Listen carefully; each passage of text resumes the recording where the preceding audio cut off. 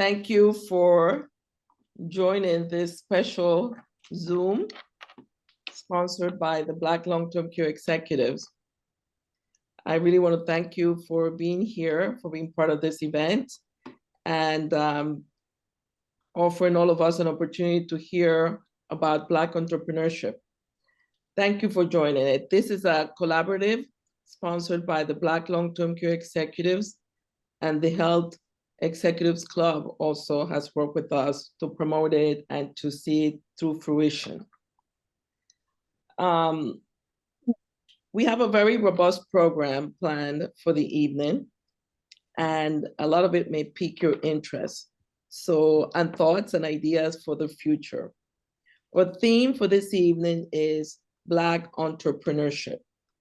Her story, his story, our story. Each one of us have a story to tell.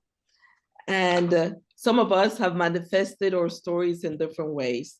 And what we will hear from our presenters is how they had a vision, they had a passion for what they were doing, and they were able to overcome many hurdles, and they have strived hard to make it a reality.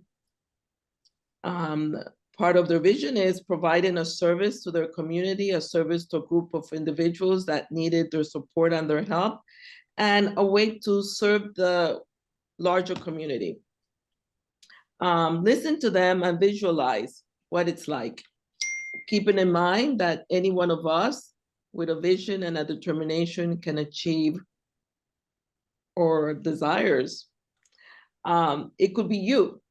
Okay, so let's listen to what they have to say. Let's learn from their experiences, and hopefully next time when we have an event such as this, other members of our community will step up and say, you know what, I can present and share my vision and what I have done with it. So I'm not going to go any further, but it's my pleasure to introduce our moderator for this evening. And the moderator is Marcia Thomas Brown, who is there ready. And let me introduce her a little bit so you know about her. And I'm reading, and I'll try to, make it quick. But Marcia is an accomplished bilingual healthcare professional and executive, and she has worked primarily in a nonprofit community-based arena, in hospitals and nursing homes, also in outpatient ambulatory programs. She's currently the CEO of Mariel and Associates LLC, a boutique consulting company focusing on services to specialty and primary care practitioners. Marcia is on the board of the Repertoire Inc., a nonprofit community-based resource provider in Atlanta, Georgia. She's a member of the Healthcare Executives Club and the Black Long-Term Care Executives. In addition, she's a member of the New York chapter of the Health Information Management Systems Society and the National Association of Health Services Executives. So you can tell Marcia is a busy lady. And without any further introductions, I'm going to turn this over to her. She's ready to carry the rest of the evening and give you the parameters how we're going to conduct this. But most of all, thank you all for being on board this evening with us. Thank you, Verna, for your kind introductions. Tonight, we're going to talk about entrepreneurship in the Black community. This website, and I'm repeating the title because I think that we need to emphasize, our point, what we're trying to provide to you tonight. It says the history. We're talking about our story, your story, her story, my story, which means it applies to all of us. And we're talking about how creative African Americans successfully created businesses that serve their communities. This webinar is sponsored, as you know, by the Black Long-Term Care Executives in collaboration with the Health Executive Club. Tonight, our presenters will engage, inform, entertain, and elicit your thought process regarding entrepreneurship. As I prepared to moderate this event, I asked myself if I knew what an entrepreneur was. I found several similar definitions, but the one that meant the most to me included the words difference and communities. And it goes like this. It says, business people run their business for the primary goal of profit, making profit. Entrepreneurs intend to make profits, but also to make a difference. There goes difference. They want to change the world by addressing a problem. They are passionate about providing unique solutions for problems in the community. Well, all that said, we set the stage.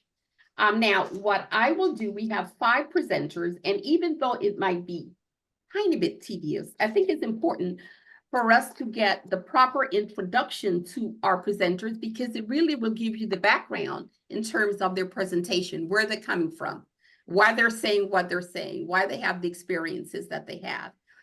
And I will introduce them, all of them, at the beginning right now, and it will be starting in the order of their presentation. So the first presenter will be Ms. Sheila LeBird Evelyn, and she will be setting the stage about entrepreneurship in New York City, in the New York area. She is an experienced professional and worked with the Small Business Administration in New York City and many of the city agencies. So if you ever want to know about how you go about it,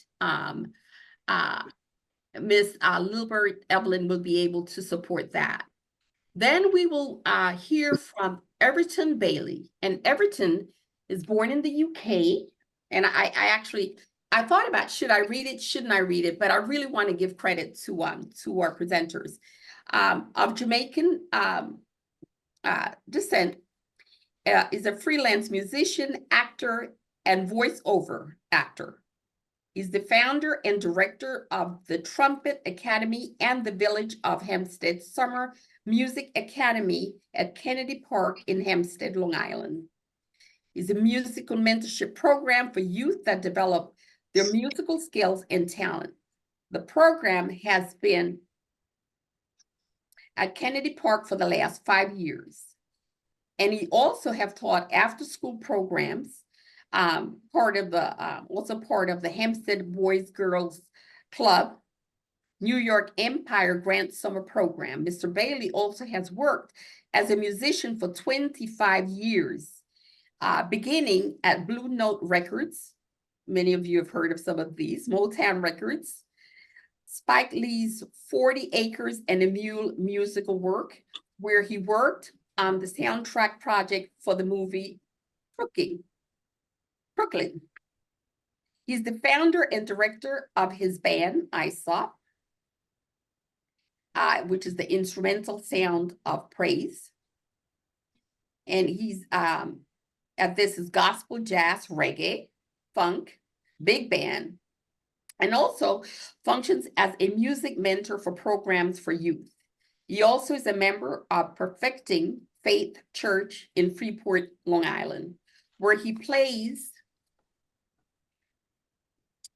in the band under the ministry of Pastor Donnie McClurkin.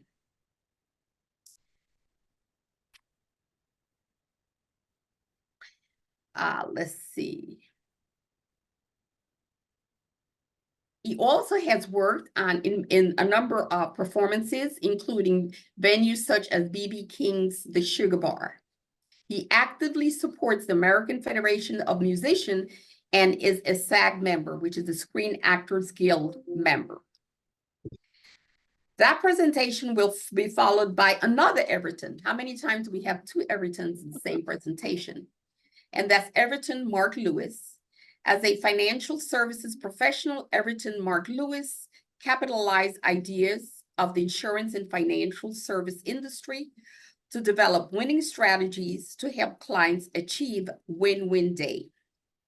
Mr. Lewis is committing to helping individual families and businesses with life insurance, financial products, and services that meet their needs. He keeps up with current insurance and financial products trends and other outstanding services by showing genuine concern for clients and earning their trust as he helps them achieve their goals. He endeavors to transition his business to the retirement and estate planning market. He's married and he has 4 sons. He also leads the ambassador of the Community Empowerment Plan, a proud advocate of the Brooklyn United Nations Association, and a communicator of personal and business strategies for the professional and business owner. And he's passionate about family, clients, and his company. He's also a graduate of St. John's University School of Risk Management, 36 years of insurance industry experience. This presentation will be followed by Janelle Harris, and she has Ayana Ash, who is a partner in her organization. So the presentation will be shared by both. Janelle Harris is the co-founder of Green Life Healthcare Staffing. She has a master's degree in clinical nutrition from Bridgeport University and a bachelor's degree in health administration from St. Joseph College in New York. Ms. Harris' leadership reflects her commitment to excellence. Beyond her entrepreneurial pursuit, Ms. Harris has find fulfillment in philanthropy and travel. Last but not least, we have Dr. Rogelio Thomas, and he's the founder of managing members of Hands on Health Associates, LLC, a mental health and chemical dependency treatment provider in Brooklyn, New York. In addition, Dr. Thomas is the founder and manager of Special Care Medical Associates, PC, a medical staffing and consulting agency in New York. The work of these agencies exhibit his commitment to improving health measures, equity, and inclusiveness in communities with few resources. His areas of particular interest are primary care services, addiction medicine, and health policy. Dr. Thomas has served as consultant medical director for several New York City agencies that provide care services to people experiencing homelessness, individuals with mental health and addiction recovery needs, and those receiving HIV-related services. In addition of his many clinical and administrative responsibilities, Dr. Thomas is an educator. He has served as an instructor of medicine at Downstate Medical Center and assistant professor of medicine at Albert Einstein College of Medicine. He also has to his credit many publications. Dr. Thomas has been a member of numerous professional committees and task forces, including the governor's appointment to the New York State Task Force of Life and the Law. Additionally, he serves on the board of the directors of several community-based organizations, and Dr. Thomas is magna cum laude, graduate at Harvard College, and honors graduate of Harvard Medical School and Harvard's Kennedy School of Government. He is the board certified internist, I'm getting there, addiction specialist who completed postgraduate studies, preventive medicine, and public health training. So there we go. I think this is a robust list of presenters. And so we look forward to their presentation. We ask that you hold your questions until the end of the presentation.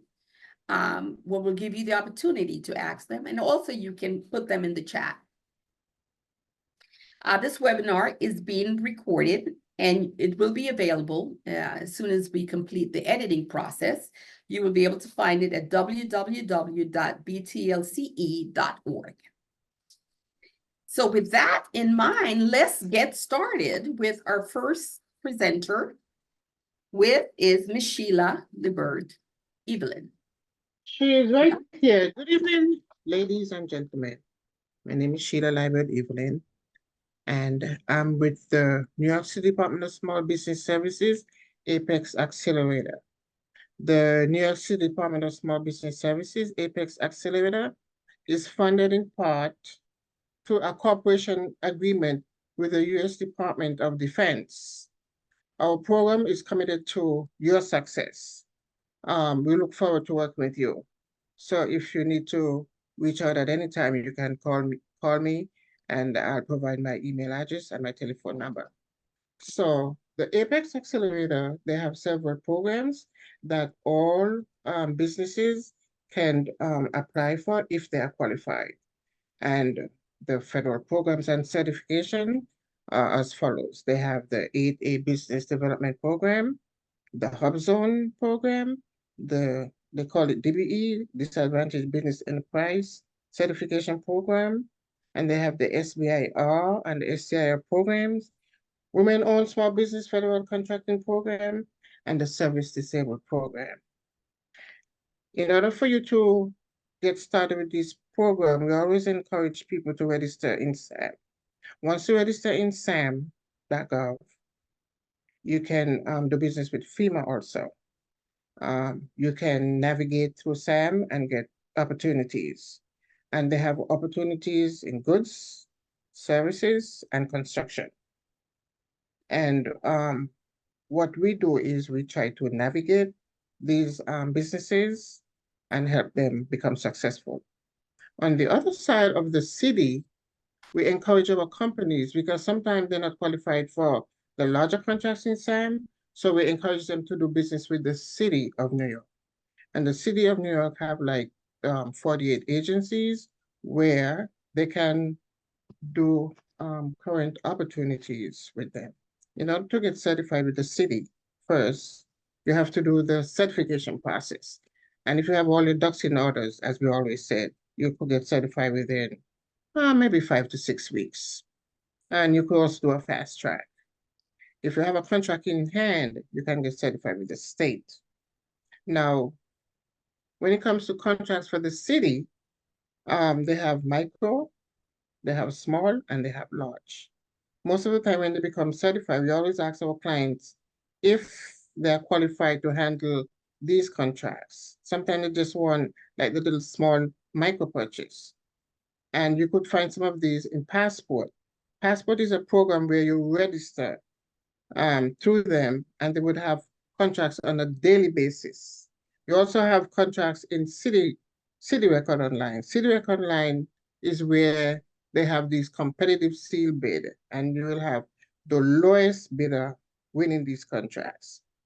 And sometimes when it comes to the Hispanic, the Blacks, the white women, it varies on how the contracts were awarded to the lowest bidder, or if they feel comfortable with a company that they know they could, how do you say, put their trust in and they would be able to deliver on time, they would award that person the contract. But it's a good program to be in, to get certified, especially with the city and the federal government. And I'll stop there. Okay, thank you very much. And I'm sure that at the end we'll have some additional questions for you. Well, next in our presentation is Mr. Everton Bailey. And Mr. Bailey, you're on.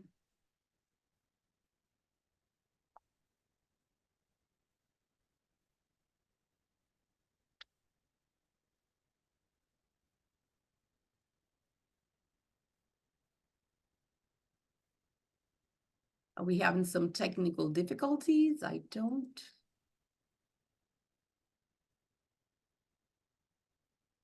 You're muted. I don't see him on right now. Maybe we can continue with the next speaker and then go back. Absolutely. Well, one Everton goes, another Everton comes. Mr. Steps up. Mr. Everton Mark Lewis steps up to the plate. You're on. Thank you. Good evening, ladies and gentlemen. I hope everyone is well.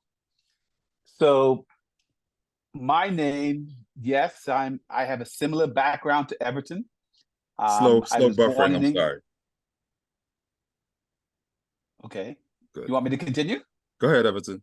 Go ahead, Everton. Okay. Everton. Yeah. I was born in England. I was raised in Harlem. And I like to think that, of course, I'm of Jamaican heritage. I came into this role accidentally as an entrepreneur. Graduated from School of Risk Management and landed a job at an insurance company where I was the marketing assistant. That lasted a short time, simply because I felt like I walked into the glass ceiling. Anyway, long story short, within a short time, I ventured out into the sales arena with a company most of you have heard of, New York Life. And actually, New York Life provided me with training to address physicians. So I was the New York representative for physicians in New York Life. So my role was to go from physician practices, residency programs, and present ideas on managing risk, building assets, and transferring assets into retirement. Over the last 2 decades, the medical market changed dramatically, where fewer and fewer physicians are going into private practice. So that kind of relationship ended, but it still left me with the skills and tools to provide services for businesses. So when you hear the company New York Life, you should know that there's a team right behind me. You don't see them right now, but there's a team that deals with estate planning, which is our advanced planning group. We have CPAs and attorneys that work with business owners. There's a team that deals with group benefits. We have the New York Life Business Solutions. Again, providers, accountants that help businesses help to attract, retain employees for their firms so that they can robustly grow their firms. And we do individual practice for professionals. In that venue, we try to find ways to allow professionals to put more money away. And so when a professional is making $300,000-$400,000 and they've maxed out at their contribution with their traditional retirement accounts, we can develop ways for business owners, as well as highly compensated professionals, to put even far more money away for retirement. This process is usually left for the elite group of folks. While it can be provided for everyone else, it generally is required for people who have discretionary income. But over the years, the last 31 years, I've become a leader in this arena of providing financial products to people that generally don't recognize they're there. Most of you, if you're working for someone, you know you have a 401, you know you have health benefits, but most people don't recognize that when you leave that workplace, a lot of that doesn't go with you. Yes, your 401 goes with you, but that's about it. And when you leave the workplace, you're going to be saddled with income that's all taxable. And so we try to help people assess diversification in retirement. What does that mean for you? That means when you retire, do you simply want to be taking income all from a taxable arena? Or would you prefer to have income that is tax-free, that is taxable, and possibly income that you can defer well into your 80s? So some of the ideas that are presented through our team, not just me, but they're tax professionals, they're attorneys, there are people that will help construct trusts and wills that will help people to achieve their financial goals. Now, it's not just the work of New York Life and all the surrounding companies that I'm involved in. I'm very proud of something that probably was not mentioned. I am a part of a group called the Sledge Group. The Sledge Group is a young mentoring program. I shouldn't say young, it's been around for 20 odd years, but we mentor young men from ages 13 to 23. And most of these young boys sometimes come from broken homes. But the important thing that I want to bring about this Sledge Group program is that it made me feel like I was once there. So I grew up in Harlem. Even though I came here when I was 14, when we moved to United States, I was in Harlem. And Harlem was, a little rough and tough place. And you had to navigate your way out of there. A lot of people I know who are still in that community did not get out for one reason or another, either drugs, crime, or whatever. And so one of the ways I felt like I've been able to give back is through this mentoring program where we talk to young boys, and typically these are boys that have gotten in trouble, either at school or their grandparents or their parents ask them to come into this organization, and we just talk. What goes on in Sledge Group stays in Sledge Group. And so that's one thing I'm really proud of. I hope one day if anyone has a young man that they need some men's mentoring, share his name with me. Let me bring him into this program. A lot of the men that have come through here have gone on to become college graduates and done things with their lives. And that's been something very important. In addition to my accomplishments in New York Life, I felt like I've given something back, even if it's not absolutely monetarily. Thank you.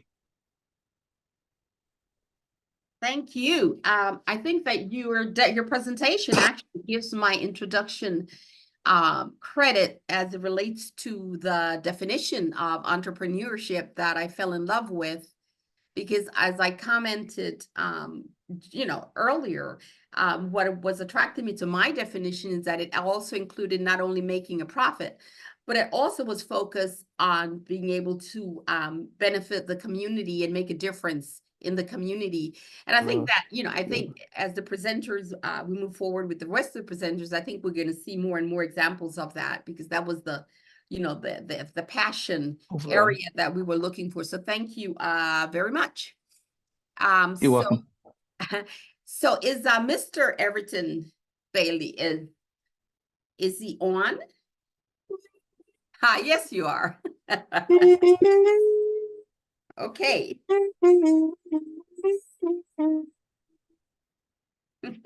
What's the name of that song? Does anybody know?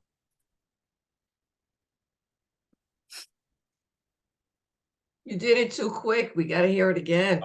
That's it. That's all. Oh, well. Then He's doing, can you name that tune? And I don't know. It was too quick. So you don't know the tune. Bob Marley, One Love. Okay. I know Bob Marley, One Love, but I don't know if I heard that in there though, but okay. You got to come to the concert. How are you? Okay. So Mr. Everton, what do you have to say? I have a lot to say. Coming behind Mr. Everton Mark Lewis. And like Everton, born in the UK, raised in Harlem. Same situation. Born in the UK, raised in Harlem. Place, if Mark knows it, Lenox Terrace. And if Mark knows where that is. Can you guys hear me? Yes. Good. Lenox Terrace, also like Mark Lewis, went to St. John's.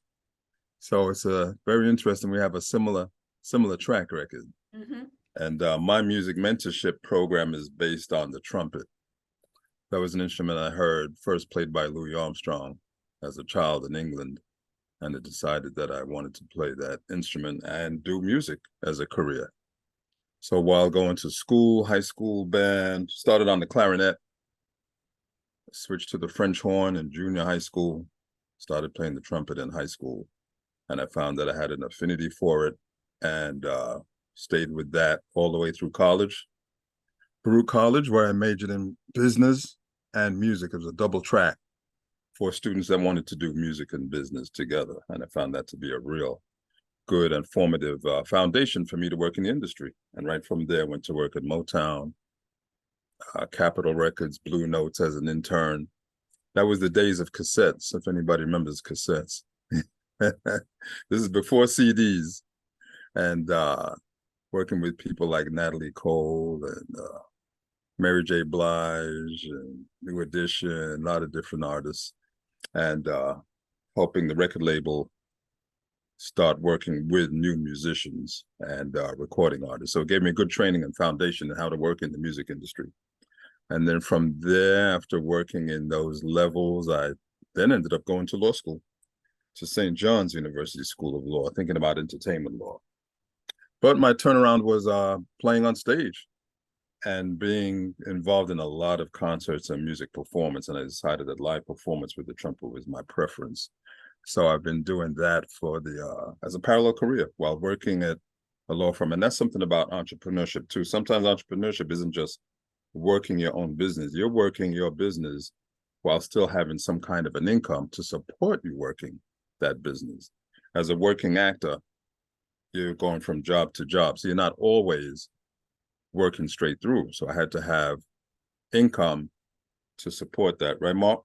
You know about that, being a financial advisor. That's something that you need to do. You still have to earn money to live while acting, being on the set, going to auditions. And I did all of that while still working my full-time job. So there's different ways and roads to get to these journeys. You don't necessarily have to take one way to get there. A lot of people say they want to get into acting, they want to do voiceovers, they want to do this, they want to do that, and think that you just go into it and do it. But no, there's a process to it. It doesn't happen right away. It takes time. Going to auditions, networking. I go to functions, I go to conferences, I go to concerts and network with a lot of musicians and people that work in the entertainment industries in all aspects, marketing, the performing artists, the managers, the artist directors, the people that run the concert hall, stuff like that. And all of those things have come full circle now, where I use those contacts to set up my own concerts and to work with musicians. The Trumpet Academy was started as a music mentorship program in Hempstead, Long Island, where I live, to tutor and mentor young musicians through the trumpet. And it ended up not being just the trumpet. It also ended up being other instruments, whether it be saxophone, violin, piano, drums. And I ended up working with all those musicians also. A lot of them now are at Berklee School of Music, Yale, Five Towns College. Some of them are majoring in music, some of them are not. The point of the mentorship is to show students that you can do music as a good way of reaching your goals in other fields. The discipline that's involved in music, how to read, how to listen, how to follow the leader, how to work together as a group. These are all disciplines that are very helpful in whatever discipline you go to work in. So I decided that I would use that facility of the trumpet to do that. And it's been quite successful. I have some students now playing with Wynton Marsalis and the Jazz League and Center Youth Orchestra. And it's afforded them great opportunities to do other things. And I think that's the whole point of mentorship, is access. Having access to things that you might not ordinarily get a chance to do. And I've made a point of giving these students access, whether it's medical school, college, law school, whatever discipline they can get into, to network with those industries through music. And that's what I have for now. I could talk more, but I just want to give that. That's my introduction to my level of entrepreneurship in music, acting, and voiceovers. Thank you. Very interesting. I like the the discipline component and how it actually, you can apply that discipline to move into just about any other area of interest that Right. you might have. That's right. Thank you. Next speaker, we have Ms. Janelle Harris. And I believe Ayana will be doing the presentation. Is that correct? That is correct. Okay. Ayana, you're on. Well, hi, everyone. Good night. Of course, my name, Ayanna Ash. I'm the COO here at Greenlight Healthcare Staffing, and we have Janelle Harris, who's the CEO at Greenlight Healthcare Staffing. And I like to start with, Greenlight, we have sprouted our humble roots after 2 failed businesses and nothing to lose. Janelle and I embarked on our 3rd business venture out of her apartment in Brooklyn, New York. Our journey began with a challenge. In 2015, we were faced with the sobering reality of shutting down our fledgling pharmacogenetics business.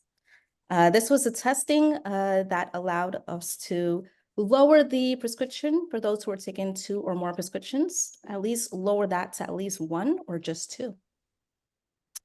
And in 2015, of course, after being faced with the sobering reality of shutting that business down, this testing venture, due to shifting government regulations and limitations on scalability, it's in spite of being in debt due to our previous ventures with small loans from friends and family, we started to build a new business, which brought us to Greenlight Healthcare Staffing. Now, Greenlight Healthcare Staffing expanded its operations. We've encountered numerous hurdles, including a lack of industry knowledge, constrained financial resources, staffing limitations, fierce market competition, and the need to swiftly adapt to an evolving landscape.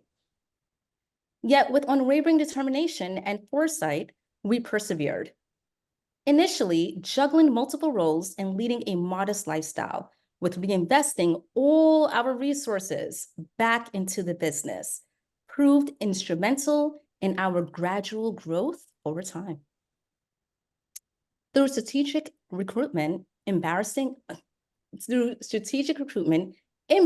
a global talent pool, nurturing professional development opportunities, comprehensive training initiatives, and fostering a culture of innovation, Greenlight overcame those obstacles, evolving into a robust team of over 70 professionals spanning 8 countries. Disappointments are hard, but once you are over the shock, they are also great learning opportunities. Finding qualified people to staff hospitals, clinics, independent practices, and skilled care facilities is an everyday struggle.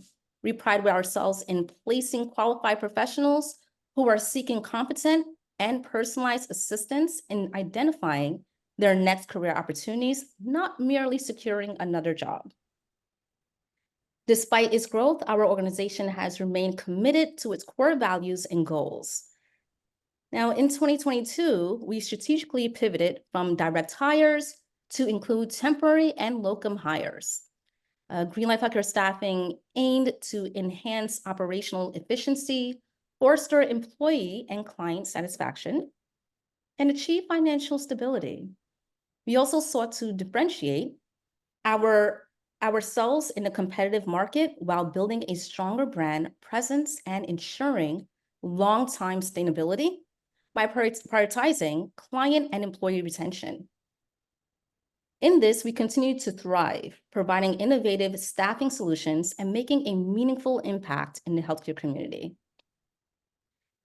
Our organization is advancing on a path of continuous growth, driven by ambitious objectives aimed at propelling its success by targeting inclusion in the prestigious Inc. 5000 list of fastest growing companies in the US by 2025, and sustaining an NPS score of 80% for both our business community and employee partners. Greenlight Healthcare Staffing demonstrates its steadfast commitment to excellence and innovation in healthcare staffing. Additionally, we take pride in our current possession of 2 minority and women's business enterprise. That's MWBE certifications in Florida and New York, respectively. while actively pursuing the Women-Owned Small Business and 8A certifications. These efforts position us to effectively secure federal contracts, further solidifying our organization position as a trusted leader and innovator in this industry. Now, we are proud members of the American Staffing Association and National Coalition of Healthcare Recruiters, NCHR. We also recognize the importance of integrating philanthropy into our culture, utilizing golf tournaments as a platform to raise funds for charitable causes. Through active participation, Green Life Healthcare Staffing remains at the forefront of industry trends and advocacy efforts. With unwavering dedication to excellence and a commitment to diversity and inclusion, Green Life Healthcare Staffing continues to shape the future of healthcare staffing, making a meaningful impact in the healthcare community and beyond. In conclusion, we offer this timeless advice to aspiring entrepreneurs to cultivate resilience, foster resourcefulness, and embrace perseverance. These qualities serve as pillars of success, enabling individuals, as ourselves, to navigate challenges, seize opportunities, and achieve their most ambitious goals. By embodying these traits, entrepreneurs, like ourselves, can weather any storm, overcome obstacles, and ultimately realize their dreams. Thank you. Thank you. Outstanding. I have, especially being in the healthcare industry, I have lots of comments and questions, but I'll leave that for a guest to add to it. So thank you very much. Last but not least, our last presenter is Dr. Rogelio Thomas. And so are you ready to go, Dr. Thomas? I am ready to go. Firstly, good evening, everyone, and thanks for the invite to participate in this forum. I believe I will spend some time really talking about some of the challenges, some of the nitty-gritty, some of the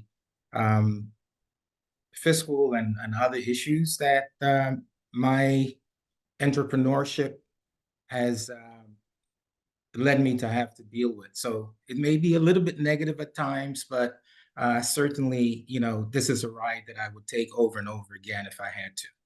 Yeah. Having said that, who am I? I'm a physician who specializes in internal medicine and addiction medicine, and I also have a strong interest in health policy. As my bio indicated, I'm a graduate of Harvard College, Harvard Medical School, and Harvard Kennedy School of Government. But I do not want you to assume that I was born with a silver spoon in my mouth. I'm also an immigrant. I was born in Panama, Central America, and came to this country as a kid. And I have had a number of prestigious positions, perhaps, but my first job was working in a laundromat. So I consider myself to be from a humble background. I am also an entrepreneur at heart. I've been a principal in several businesses. I will talk to you about two of these. Both of these are in the healthcare arena.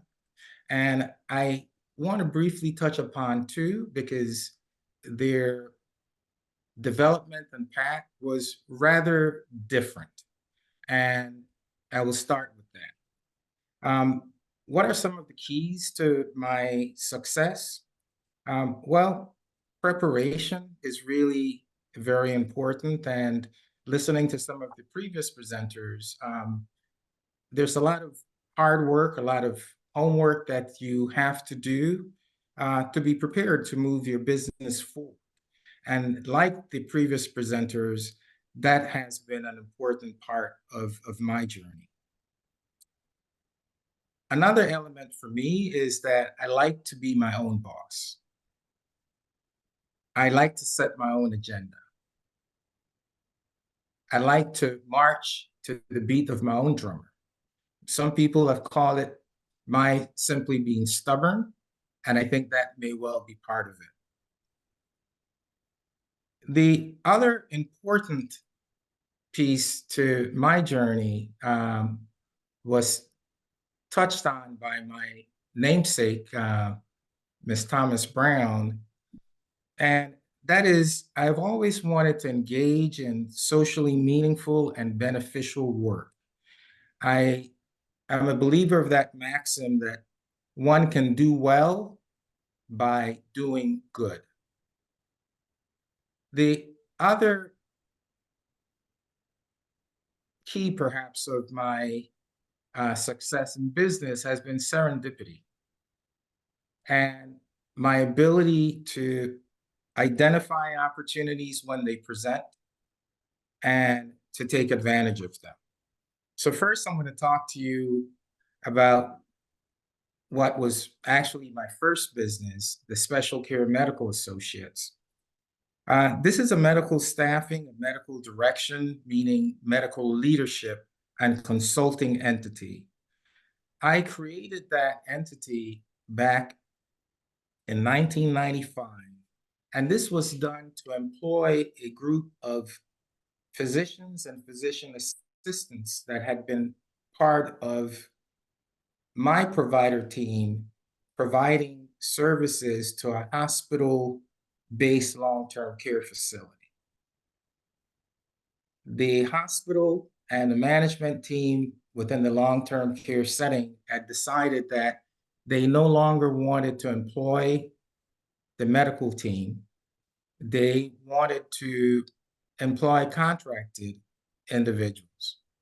And the Special Care Medical Associate was created as an entity that would be positioned to compete with outside providers to continue to care for patients in a setting that we knew so well. Those efforts failed. Despite our trying, despite our inside track that we thought that we had, we were told no, there are issues with rehiring staff that we're about to fire. We don't want to do that. But they wanted to hold on to my services as medical director. I decided that I needed to resign. Contractually, I was obligated to give 6 months notice, which I did. And thankfully, during that period of time, I was allowed to primarily be a consultant to the long-term care facility. So it freed up a fair amount of my time, some of which I used to volunteer. I did pro bono consultancy to a not-for-profit agency that was interested in starting a primary care network providing services to residential clients of 2 large New York State entities that did homeless services and chemical dependency treatment services. And I met for several hours with their management and their strategic team, deciding on issues related to staffing, the services that should be provided, how the services should be allocated, because this was going to be a multi-site clinic. And after about 1 month of this sort of volunteer service, several times a week, the executive director of this new agency said, "We want to hire you as our medical director." And I told them, "No, not interested. Sort of been there, done that, need some time to lick my wounds." But this executive was fairly persistent and came back to me a couple of times. I kept saying no. He eventually came to me with a contract in his hand that said, "You don't want to be hired. I'm going to hire this group that you created. You could staff all of our sites and you could provide the medical leadership for us." So I'm not hiring you, I'm hiring your group. So I was really put in a position that I couldn't say no, because I wanted to provide services or provide work to those individuals that have been part of a team, that have been very loyal to me, and that were now unemployed. So this is an instance of serendipity, right? I was volunteering to do some work because I had the time to do it, and my first business was created. But more importantly, it was created with a agency that was willing to pay well and willing to pay in time. Because as an entrepreneur, providing services to someone, getting paid is a problem. And we all know that if we don't get those dollars coming in, we can't take care of our people, we can't take care of ourselves. One of the speakers previously talked about sacrificing and investing, and we do all of that. So this was really starting a business with very low barriers to entry. We started a business with a very willing partner, someone that paid well, that paid in time. As someone previously also said, though, things change. After a couple of years, that executive director that was so wonderful to us was about to leave the job. There were regulatory changes, and a decision was made that this new entity that was now up and running, and I had employed maybe about 12 or so physicians, they wanted to directly employ their staff. So I went from an agency where the staff was employed and they wanted contracted providers to a second agency that had contracted providers and wanted to directly employ them. So the lesson there was, you have to learn to diversify. And an important part of that lesson to me has always been, an agency that is not growing is likely going to fail. So we had to learn marketing, we had to go out and find out the contracts, which we did. And I should also state that one of my best contracts, which currently still exists for over 20 years, was also due to serendipity and due to volunteerism. I have been a member of a number of not-for-profit boards. I had been invited to participate in a board training session, and there were board members from a number of different agencies that participated in this 3 or 4 hour seminar. There were only 2 Black people in the room. And at the end of the seminar, we started talking, we became friendly, and I discovered that his agency was a medical agency that had a problem, and he thought that I could be helpful for them.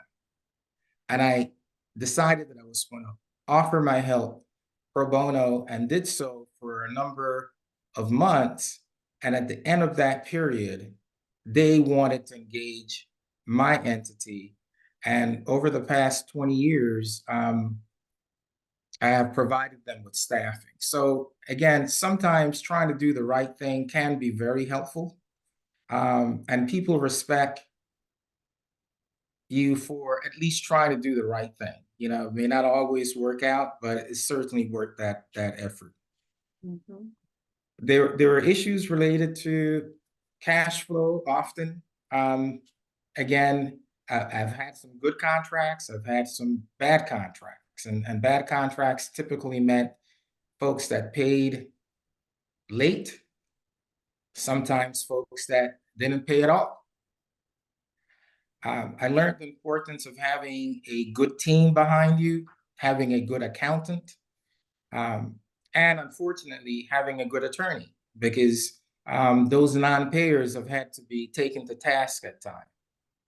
So these are some of the issues that I dealt with in that first business that, frankly, again, had very low barriers to entry.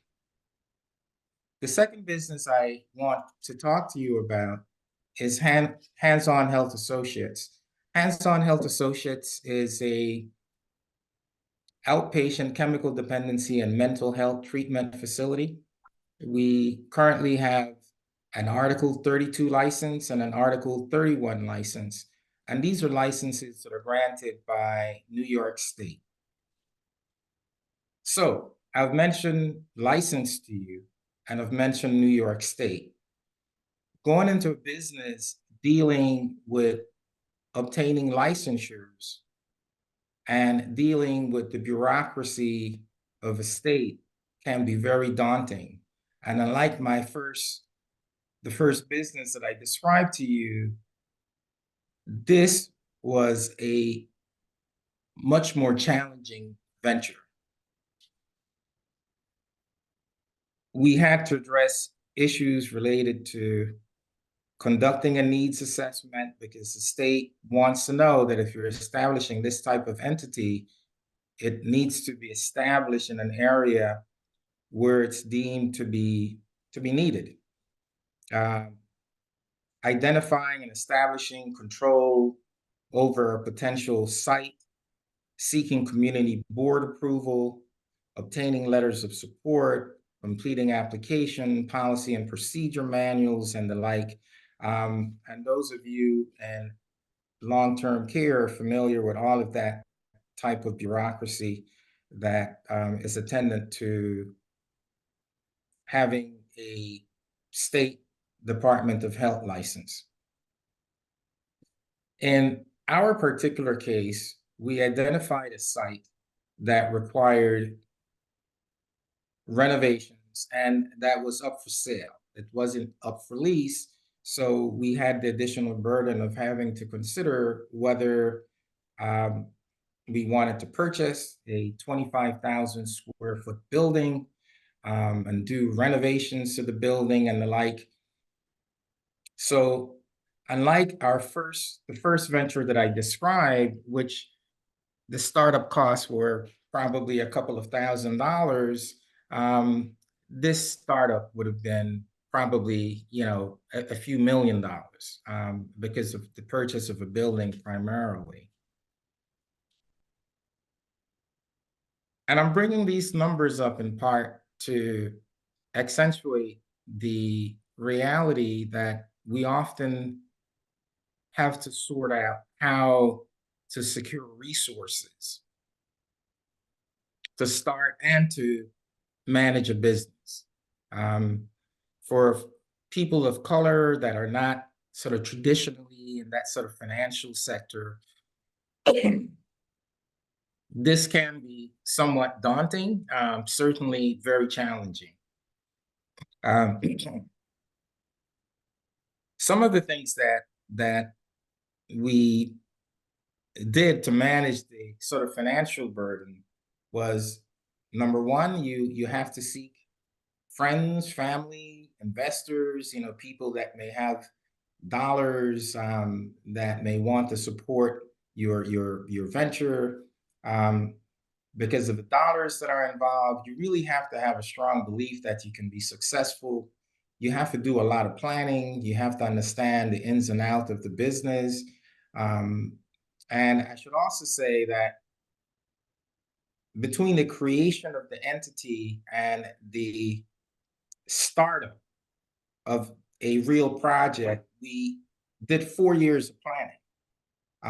Life continued while we did the planning, but we did spend a lot of time preparing to start because we understood that this was going to need to be a serious commitment.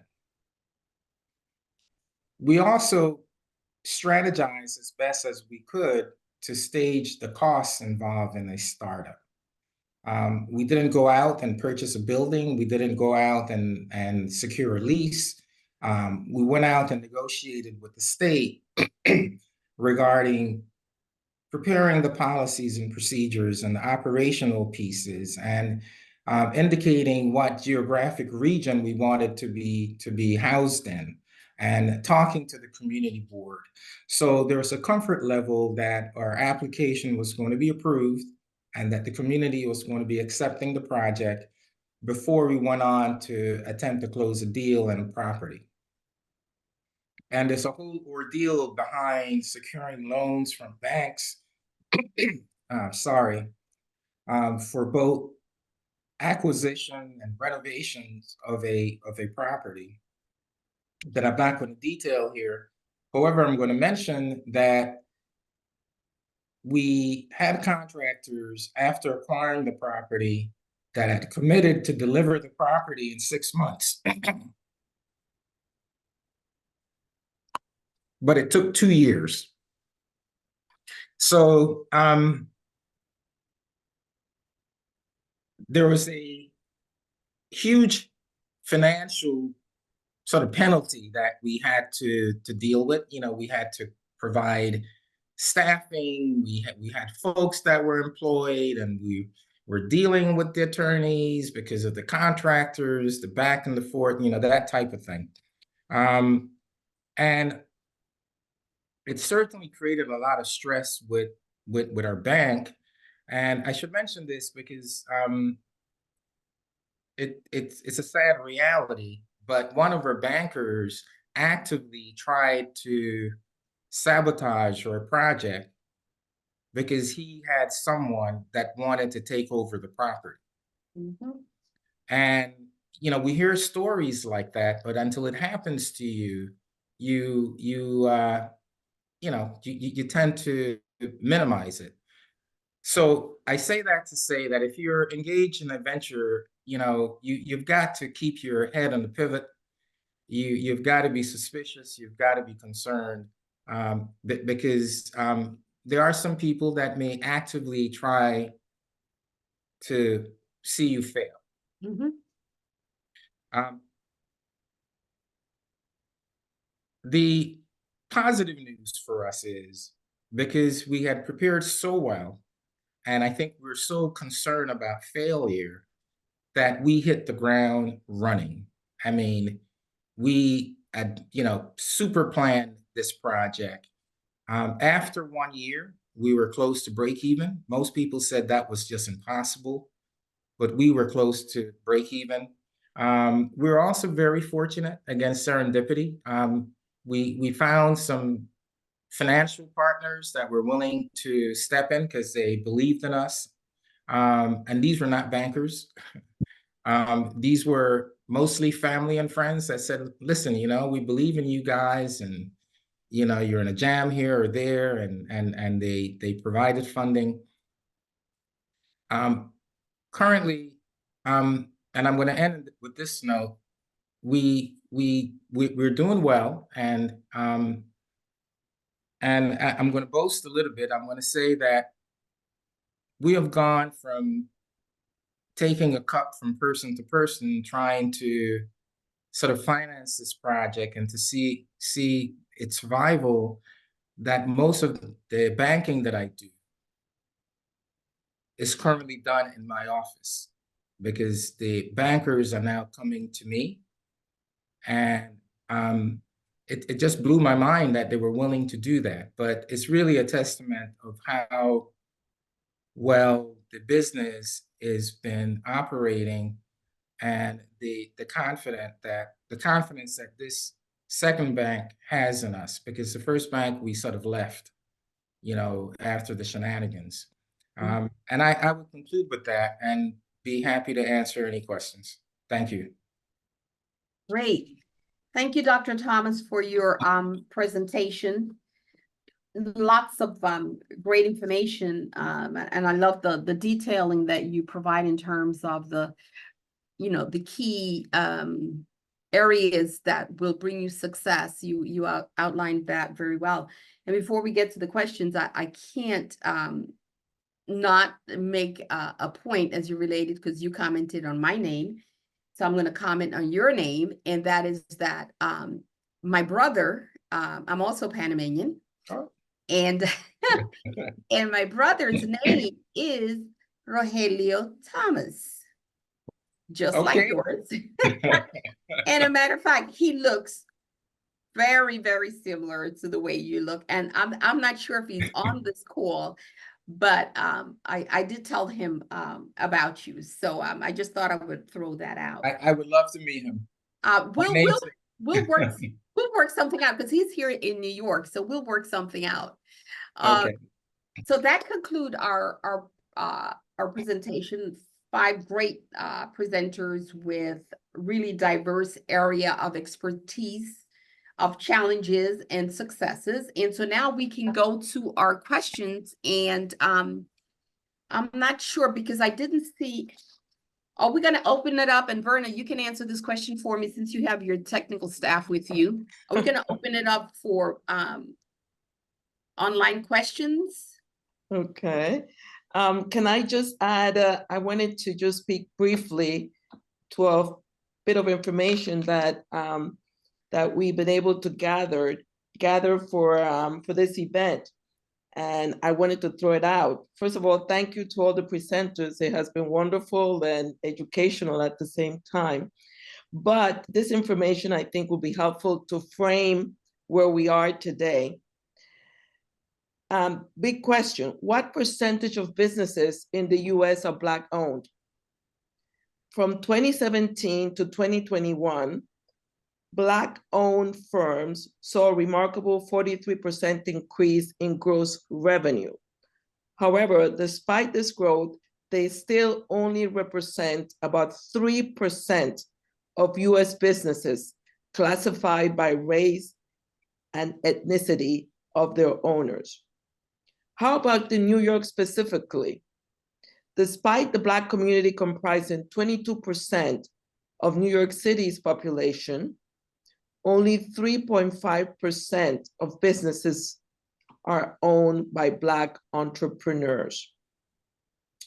These figures underscore the importance of initiatives like the ones that our first presenter brought to our attention, the opportunities that exist for us to seek certain kinds of certifications so that we're more and more eligible for projects and proposals and grants that are out there in the community. I thought I'd throw that out so that you can see how, how we fit into this equation. You know, we are at the fringes, and I think that some of us listening here, some of us elsewhere may take stock of what you have experienced as Black entrepreneurs and seek to do that themselves. So I just wanted to throw out those numbers, and thank you, Janelle Harris, for providing me with that bit of information that I could share with you at this time. Mark has a question. Okay, there's a question someone is asking. Okay. I just want to make a quick commentary. Some Black entrepreneurs are not counted also. And why I say that, our firm, New York Life Securities, New York Life Business Solutions, Advanced Planning Group, we make up 1,500 of the 13,000 advisors in New York Life. While it might be slightly over 1%, 10%, however, when someone looks at me and they say, oh, you're with New York Life, actually, I represent multiple companies. New York Life just happens to be one of them. I'm self-employed.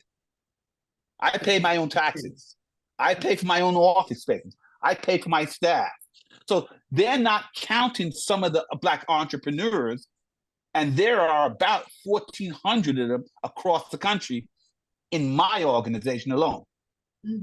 So just recognize that there are a lot more entrepreneurs out there than they're really tallying.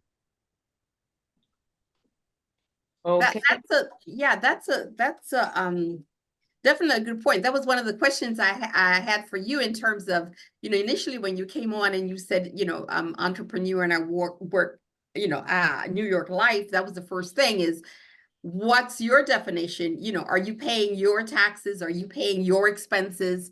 Are you carrying the risk of your program on your back? Or is this something that, you know, New York Life is sharing and sheltering for you, which you know, you just answered. Okay, I just was gonna elaborate first on that. When you come into this career, and it is a career, they train you for the first 3 years, so you're considered an adjunct kind of advisor where they take out taxes. After the third year, you're completely self-employed. You're completely self-employed. My expenses are carried by me. My taxes are paid by me. My staff is paid by me. I write off my expenses. But the reason why they do that is because we deal with business owners. So a large part of my practice deals with going to business owners and helping them navigate their business, helping them to attract, retain, reward. And these are some of the challenges they face, maybe on a larger scale. So I hope that clearly helps you understand how we operate. Yeah. Good. Is there any other questions out there? Could I ask my question? And that applies to all the presenters. And that is, we talk about the music mentorship program, and I'm involved, including with the Black Long-Term Care Executive, mentorship to to young adults. And so my question to all of you is, who are your mentors? What's your support system when either you don't know, you don't understand, things are not going well? Who are your mentors? Who do you turn to be able to continue and make things happen? Anyone? Or do you have mentors? Well, do you mind if I speak out again? So please do. So in the 31 years, I've had a lot of different business people that I've engaged. I remember one of my first business owners. My task is not to foresee the future, but to enable it. And so one of my first business owners, he was a tree service provider. Now, if you understand tree, these are the people that have to take down trees oftentimes when construction is going on and put back trees. And he happened to get the contract in New York City. So when all the GCs were putting up buildings, they would come to him to get the minority set aside. So he got businesses from a lot of GCs over the years. So when I met this gentleman, he was in his mid-50s, and he had this business for several years. And what I watched was him and his son, so his son was about 35, him and his son worked together to transfer that business to the second generation. What we see so often in the business world is that the businesses do not last a second generation. And so one of my mentors and I call him today, he's 83. The business is no longer in his name. He still operates as a consultant with his son. But we have been able to successfully transfer that business fully to his son, who's now 50 odd years old, and this gentleman that's 83 years old, which for me, that was inspiring because I was able to watch this gentleman maturely handle an adult child to take this business over. And that might seem a small task, but that's the biggest challenges.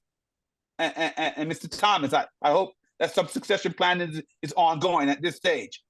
At some point, you want to step away. You want to step away from the driver's seat and enjoy life. But that planning is usually 5 to 10 years. And so he has been one of my mentors, someone who I've engaged, I've been able to help. I have a coach. I have a business coach. I have a mental coach. My mental coach happens to be someone I train literally 5 days a week. And this is a person that He's online, so it's a little different, but he's online, but he's coached a lot of athletic teams. It's a mental coach just to keep my game in the head, to keep doing what I do, to make sure I have balance in my life, so I'm not all focused on this business, and make sure that it's time for give back, time for family, and there's a time to hammer away at the business. Thank you. Thank you very much. Coming behind Everton. Same situation. I have mentors. Often, most of my mentors are in the business, in the industry of music, but they don't have to be. You're really looking at somebody that can give you some direction and support, as Everton said, mentally, can be socially, and it can be from a networking aspect, getting into certain arenas to meet certain folks and to meet other mentors. Mentors I've had, even school teachers that I still keep today, some of my school teacher contacts have been mentors to me in the industry that I had when I was at Baruch College as an undergrad.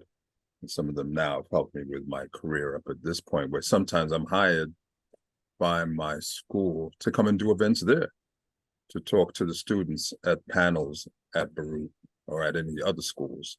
So the mentorship thing, as I said, by you're being a mentor, then you're being mentored by others is very, very important. One of my early mentors, and sometimes mentors can be direct and indirect. They don't have to be a mentor where you're talking to them every day. You might not even get that connection to talk every day or every month or whatever. But Winter Marsalis, who I met at a concert backstage, has proved to be such a valuable mentor, where I can reach him directly and talk about my students that I'm mentoring and lead them onto other directions or opportunities. As I said, mentorship, a lot of it has to do with access to other opportunities. It's very key. And for our culture, you know, whether it be medical, law, a lot of the professions, social networks, we don't have that access. I'm first generation, born in England, and first one to graduate college in my family. Our culture is different in that way. A lot of us are the first ones to graduate college for our families and put them on some sort of a professional path, where now our generations behind us can benefit from what we do here, and to benefit from we learned from our parents, who most of them did not go to college. My parents did not go to college, but a hardworking parental foundation afforded it, where all my family, my brothers and sisters, we could all go to college and be professionals up to this day. So I think that family support is also a big part of it, and I try to put that in my students also, and the parents that I talk to of the students. Can I just add something here? It's been lovely to listen to what you're saying and the way you have been able to receive mentorship from others, and you also being a mentor, because one of the things that the Black Long-Term Care Executive is committed to is an internship program for high schoolers. And what we're doing, and some of you may know about it already, we offer them a 6-week internship in a nursing home, where they get to rotate through all the different departments and hopefully gain an interest and a desire to become a healthcare professional. And along with that, we're always ready to mentor these students or to set them up with mentors so that they can have that connection that you're talking about. Young people, not all of them believe that they could benefit from mentorship. Some of them feel that they can do it on their own. So it's almost trying to educate them, trying to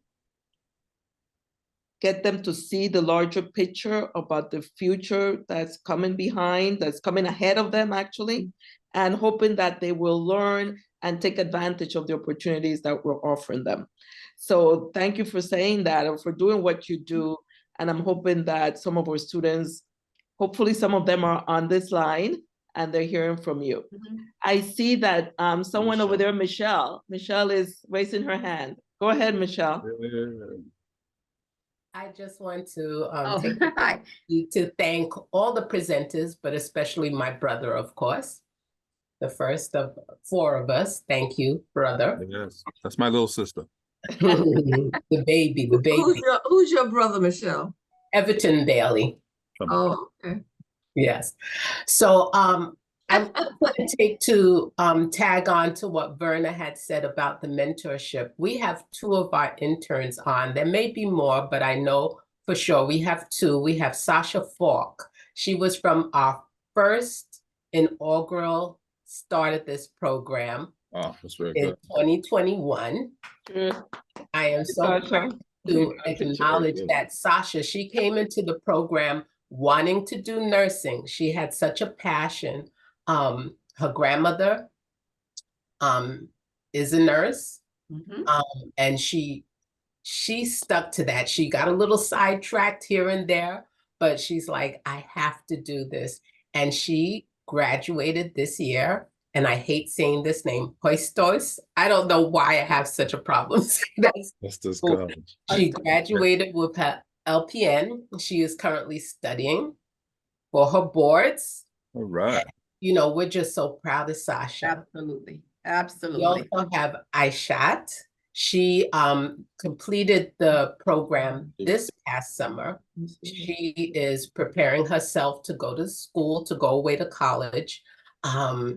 So I'm just glad that both of them made it on. And mentorship is a 2-way street. Yes. And like my brother Everton said, you know, it doesn't have to be every day. It doesn't have to be every month. It's just a matter of having that connection.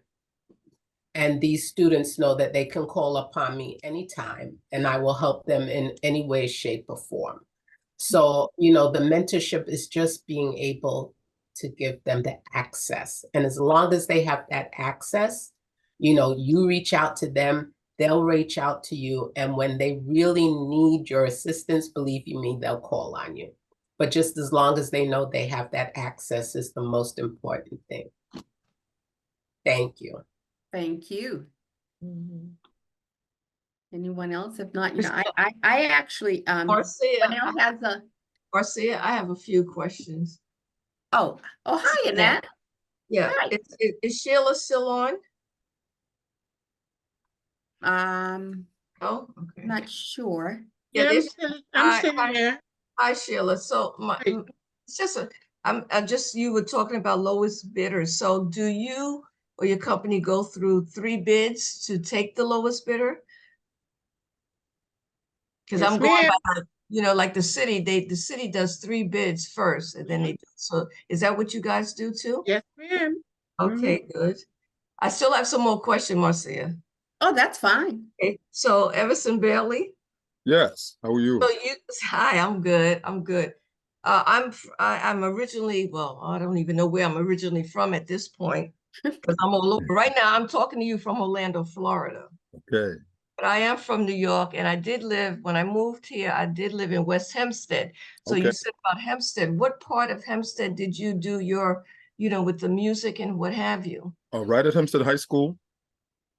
Hempstead High School? And a place called Kennedy Park, right in the center of Hempstead, Okay. nearby the Did city. you, okay, so did you ever go to Uniondale? And I say that because I used to go to Uniondale for their ROTC, and I think that would be a great place also to do mentoring. I mean, I could hook you up to that school Oh, too. well, it's funny you said that. I'm definitely connected to Uniondale. I've quite Oh, are you? Okay. So Yeah, you know the major and the sergeant then for ROTC? Well, it's more so through the music. Dr. Frank Abel from a few years ago that was in charge of the marching band program, if you know him. He's one of the leading. I was the grand marshal for Uniondale at one time, and that's how I met them. But I would You have a very active ROTC. I know that. That's very. Yeah, I used to go in there and talk. I mean, you don't know me. I'm a veteran. I'm an Army nurse, colonel retired 30 years. So yes. Yeah, so I used to be in there. Okay, so it's great. Thank you, though. Thank you for mentioning that. Plus that my family is from UK. I'm Antiguan Guyanese. Right. But on my mother's side, my cousin, his wife was, and you have to explain to me, she was on, I think, a judge. She used to have the white powder wig. You know what that is, right? Because I have a picture of her, but that's what. Really? I have a picture of her in the newspaper, actually, in a clipping of her. Do you remember her name? The last name is, oh my God, Edwards. That's her married name. Right, because in the coronation for the king, there's a woman, some people, I don't know if they know her, she was one of the few Black women that was at the event, and she's from that, she's Guyanese. Right. If I find a picture, I will send it to Marcia and Verna. But I have a question for Mr. Lewis, Mark Lewis, and Everton. Dr. Osborne. Well, I like to respect All right, when you finish, Sheila, I'm still got some questions, but go ahead. Yeah. Were you guys ever awarded a contract from any city agency? Micro, small, or large? None? No.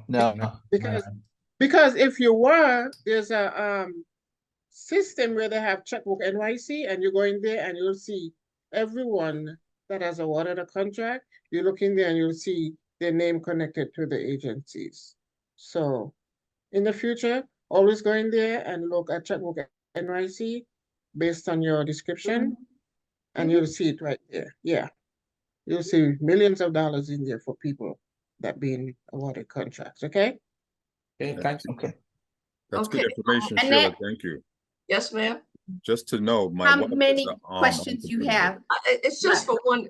No, actually, they're just for. I just took notes. I think first of all, the presentations were excellent, and it helps because you do have questions or whatever. So for Mark, you work in New York life, but I have a metropolitan life for a kid. You talk more about business. What about for separate, not necessarily individual business, but I've had this individual account since he was 18.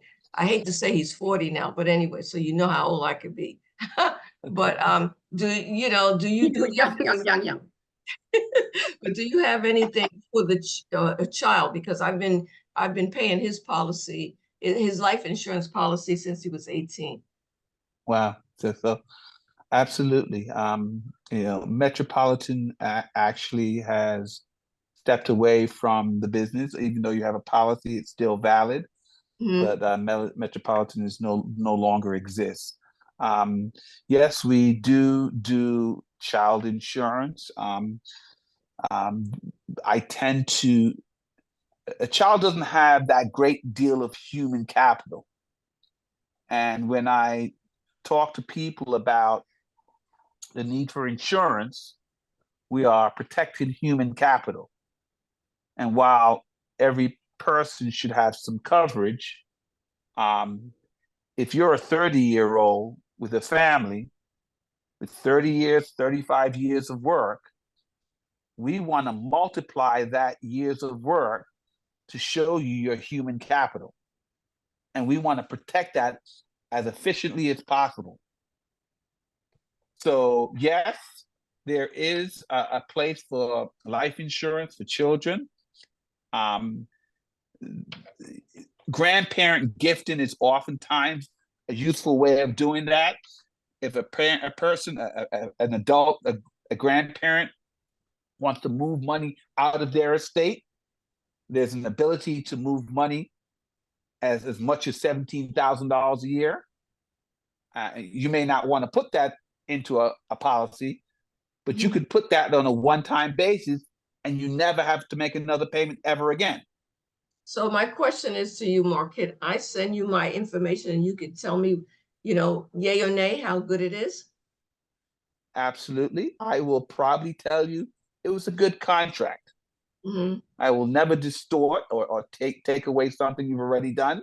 Yeah. It was a good decision you made a long time ago. Right. So you're not going to get a negative response out of me. However, there are some things that you can probably do to enhance it. So you have a policy and you're paying X number of dollars. It's like a mortgage. If I double up on my mortgage, I don't have to pay it for 30 years. You know that, right? So you can look at a life insurance in the same way. You could spend 30 years and pay 30 years on a mortgage and pay more money, or I could put extra extra money towards that mortgage, and I only pay for it for 20 years. Well, I've been paying almost 30 years for this life insurance. Okay, all right. Let's take it. Well, Absolutely, let's take a look at that. I will. Okay. I can Go ahead, Marcia. look at I'm that. sorry. Something. The Thank you so great much. news about this is that we're also accomplishing one of our goals, and that is sharing and networking. So you guys can get together Yeah, I appreciate and that. see where we go from there. And Mark is a BLTCE anyway, so I know how to contact him. Yeah. Oh, absolutely. Yeah. Absolutely. You know where to find him. Yes. Can I just make a commentary? I know Quickly. one thing that is. I see that a lot of people here are immigrants, and you know, the person I hired is an immigrant. For some reason, and this is no detraction from an American-born person. I love my brothers and sisters. You work just as hard. You're in the struggle. We're all in the struggle. But there's a conscious effort for people who come here first or first-time immigrants. They just refuse to fail. And you can see it in Mr. Thomas. You can see it in other people. Everyone needs to maintain that mentality. Well, I'm a born American, but Okay. my family is how you grow up. Well, let's move on. I wouldn't like for our Americans, African Americans, to feel that they're No. less than, because that would include That's myself. absolutely. I have to keep my marriage going. I'm not going to get a divorce. So, and I know that many of them actually will feel the same way. So we would leave that there. I wanted to add, Janelle, which I'm in healthcare, so I know some idea, just like with Dr. Thomas, of what effort it has taken for your organization to be created, develop, and grow, and be as successful as it is, you and Ayana, and you know, your determination. I mean, this was the third try, and I just wanted to give you credit for that. I'm proud of her. Because, you know, as again, I understand, and I really don't know clearly exactly how you did this. This is unbelievable. One of the questions that I have is what you mentioned, that your score, you said your MPS score is 80%. Is that a statement that you made? Am I? We want to grow it up to 80%. Okay. Yes. That's the vision. That's the mission. Okay, gotcha. Yeah, I did say that. So that's, yeah. So yeah. So that's your Yeah. goal, is to get it to the 80%. Yes. Okay, well. So just clarification, MPS score is sort of like the gold standard for customer service. Okay, gotcha. Correct, as well as Inc. 5000. Okay. Yeah. Which is, I think that answers one of my questions. Also had to do with what, from a challenge perspective, in terms of how do you differentiate yourself from, you know, from your competitors, and with your goal of trying to get to that 80%, I would imagine that has something to do with it. As a company, I'm sorry, Mike. Making sure I don't lose my battery. So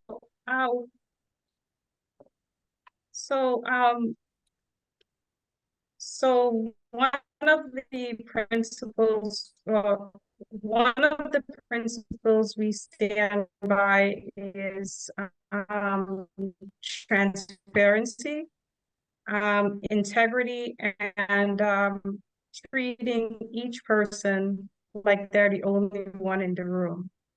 So we're very big on, it doesn't matter how big or how small a business you are. People always come back to where they're treated well. So for us, it's about treating each person like, you know what, you're the important person in the room, and you're the most, and you know, you matter. So, and that's, I would say, contributed to our success. Exactly. Thank you. Thank you. Am I freezing? You're Okay. freezing, you're breaking up a bit. Yeah, sorry. we can't, yeah, it's Yeah, breaking up a it's bit. not clear. Just And, to add- oh, I just wanted to kind of clear. I don't know if everyone was able to hear what Janelle said. I can clarify it for everyone to repeat what she said. Mm-hmm. okay, sure. Yeah, ultimately, our goal is to make that, whoever we encounter feel like we are dealing with them only. Make them feel like they're the only person that we are catering to, adding that personified, service to them. So, and that is how we feel that they will come back. We'll kind of, add a uniqueness to our business. So, and yeah, we understand that is, actually showed us a more successful rate with customer or candidate retention. Okay. Well, I have coming to an end, and I have a summary actually provided by Dr. Thomas in terms of what has made his company successful. And since we're closing, I'm going to take some of the points that I took out of his presentation, Doctor, if you don't mind. And it says the key to success. And you mentioned preparation. Another one, it was your personal need to, be your own boss, and your need to function in what I noted as an independent frame of mind. And you also talk about the fact that it was very important to you to do something that was meaningful and in the well-being of your community and the population. You were also talking about your success being the opportunity. You seize opportunity when they come. You also talk about resilience. And just like Janelle and Ayana, you fall, but you don't stay down. You keep going because you have that dream. You also talk about a good team. You talk about accountants, we talk about lawyers and mentors. We can, throw that in there. And your ability to secure resources, and that the resources come in, in different formats, but that was very important. And as such, you put that all together, and here you are being, the entrepreneur that you are, and being as successful as you are. And I think that these points, the reason I made these notes is because, I'm checking myself, and I also know that others would be able to use that as they grow their organizations and either create them, grow them, and continue to move forward. Was I okay with the summary, Dr. Thomas? You did well, thank you. Okay, good. Well, I think we have come to the end of our presentation. I hope that you enjoyed it and you got great information. But before we leave, we will have some words from the president of the Black Long-Term Care Executive, Ms. Marcia Stiles. Marcia? There you are. Hi, everyone. Good evening. Hi, my name is Marcia Stiles. I'm president of the Black Long-Term Care Executives. And I just want to say what an awesome presentation this was. Very informative. Marcia kind of took a lot of my things I was going to talk about from what I learned for tonight. But there's a couple of things that just stands out to me between all the speakers. And I'm sorry I missed the first speaker. I was traveling from the city home. But one of the things I hear coming out is a passion about what it is that you're all doing as part of your business plan, or, what areas you're currently working in. I also hear part of what Marcia talks about too is strategizing, planning for the success to happen, and willing to do the hard work to see the result at the end of it. And each of you have been successful in each area that you have chosen to do. And one of the things that I appreciate is the giving back to your community through the mentorship, through meeting with your younger counterparts as you go through, and sharing some of that knowledge with them, hoping that they would also pass that on to others as they go along. So I do want to thank you all so much for being our presenters tonight, and that we are so proud of each and every one of you, of what you're currently doing and what you will continue to do in the future as you continue to grow and succeed in your business. Thank you again so much on behalf of the Black Long-Term Care executives. And we hope that you will all plan to become mentors for Absolutely. us in this year that we're in, because we are in need of mentors with our organization. And we would really love the diversity that comes from each and every one of you in your businesses to share that with some of our young people that we come in contact with through our summer youth program. Thank you again so much. And it's really been my pleasure and my honor to have you all tonight. Marcia, thank you so much for being our moderator.